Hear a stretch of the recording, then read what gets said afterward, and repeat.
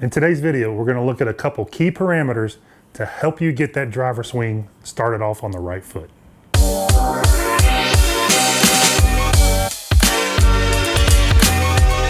Let's take a look at what a really good, really neutral, really solid setup with the driver looks like. And we're going to use one of our pros here who has very normal body proportions, very neutral ball flight, and just an unbelievably really good, just not only aesthetically golf swing, but a very highly functional golf swing. So as we see from the down the line view, we'll start there first. Pointing, the butt of the club is pointing right up kind of through his midsection, maybe right underneath the belt, coming right on top of the belt from down the line view. And that's a really good place to start as far as where we angle this club shaft at impact. And we see a lot of golfers get too low of hands, kind of have that thing pointing right at the top of the thigh or even mid-thigh.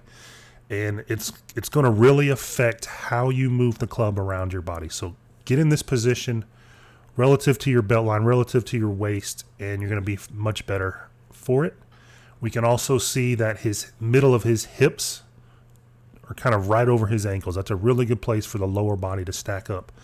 And then his upper body, we get a lot of questions about, where should the upper body be relative, if you draw a line straight down from the, the shoulder joint, where should it be relative to my foot line?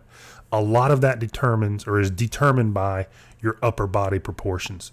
So if you're really long waisted and you're in a similar setup right here where the joint is right over top of the tips of his toes, that's not a good position for you because that's going to put a lot of mass out towards the golf ball. That's really going to biasly negatively set your pressure in your feet out towards your toes, and that's not sustainable in the golf swing. So you're going to develop that rocking from heel to toe throughout the swing. So it's really dependent on not only body length, upper body length, but also the mass of your upper body. If you have a lot of a thick chest, a really broad shoulders, all those things, that's also a lot of mass out there in front of the toes that you really don't want. So instead of prescribing a one shoulder line relative to foot for everyone, we really like to go off the pressure in the feet because that's the most important determinant factor for where you should be relative to your foot line with your upper body. And the key take home there, if you don't have pressure plates, which I'm sure most don't, is to really get your entire foot grounded and feeling like you have the weight in the middle of your foot, and then let that determine where that upper body falls. And then you can draw a line out of your shoulder and see where that falls in your foot, and then repeat that consistently. But don't try to match a specific shoulder joint relative to foot line unless that fits your body type. So go with the center of pressure in the feet, get those feet grounded, get them really kind of neutrally balanced heel to toe, and you're going to find out where you need to put your upper body. And then if we look at his sight line, we can see that he's basically looking right out of his eyes, right down at the club head. Not really biased. He doesn't have his head up, chin way out, looking down his cheeks, nor does he have his chin tucked under him. So it's a really neutral, has his head on really straight and really neutrally there down the line.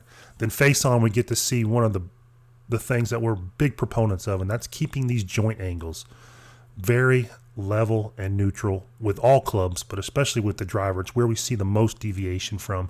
We can see he's not very far off, especially given his ball position, for these joint angles to be in really neutral and really level. The shoulders are going to be more tilted because the right hand is lower on the grip. Now he's not doing that. He's not tilting his shoulders by really tilting his spine away.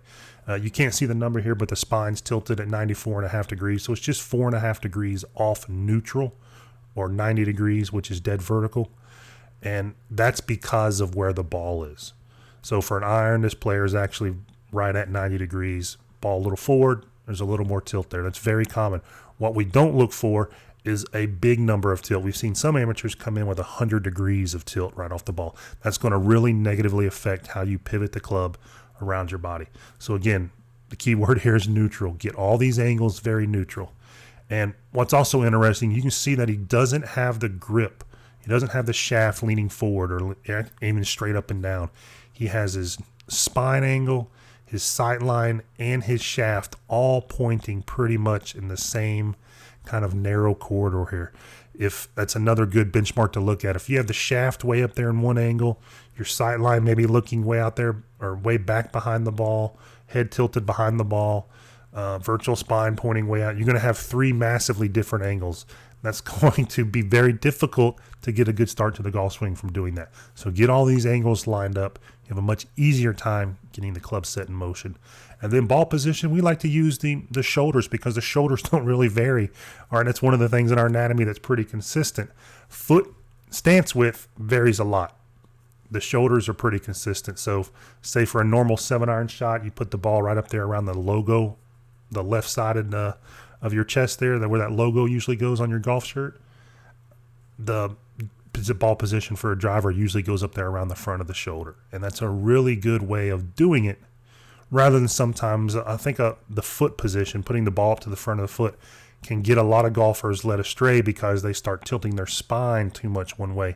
Now all of a sudden you got to move 4 or 5 inches just to get that left shoulder up there by the golf ball. It's going to create a lot of slide, usually late in the golf swing. So start thinking about putting that ball position relative to shoulder, maybe then relative to your stance width. This is a really neutral, really solid way to set up with your driver. Obviously, not everyone's going to match this perfectly because we're all shaped a little bit differently.